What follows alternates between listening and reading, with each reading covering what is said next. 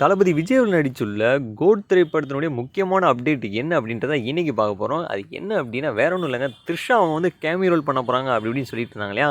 அது cameo role கிடையாதான், cameo dance தான். என்னது கேமியோ டான்ஸா? என்னப்பா சொல்கிற அப்படின்னு கேட்டிங்கன்னா, ஆமாங்க, ஒரு பாட்டுக்கு வந்து டான்ஸ் ஆட போகிறாங்களாம். இப்போலாம் வந்து பார்த்தீங்கன்னா பெரிய பெரிய ஆக்டரோட படங்கள் எல்லாருமே ஒரு பெரிய பெரிய ஹீரோயின்ஸ் வந்து ஒரே ஒரு பாட்டுக்கு வந்து டான்ஸ் ஆடி போயிடுறாங்க. ஸோ இதனாலே வந்து பார்த்தீங்கன்னா படத்துக்கு பயங்கர ஹைப்பாக ஏறுது அப்படின்ற ஒரு டெக்னிக்கை ஃபாலோ பண்ணி வெங்கட் பிரபு இந்த டெக்னிக்கை யூஸ் பண்ணியிருக்காரு. அதுவும் த்ரிஷாவும் விஜயும் ஆடி ரொம்ப நாள் ஆச்சு இல்லைங்களா? ஸோ அந்த மாதிரி லியோவில் வந்து எல்லோரும் வெயிட் பண்ணிட்டு இருந்தாங்க.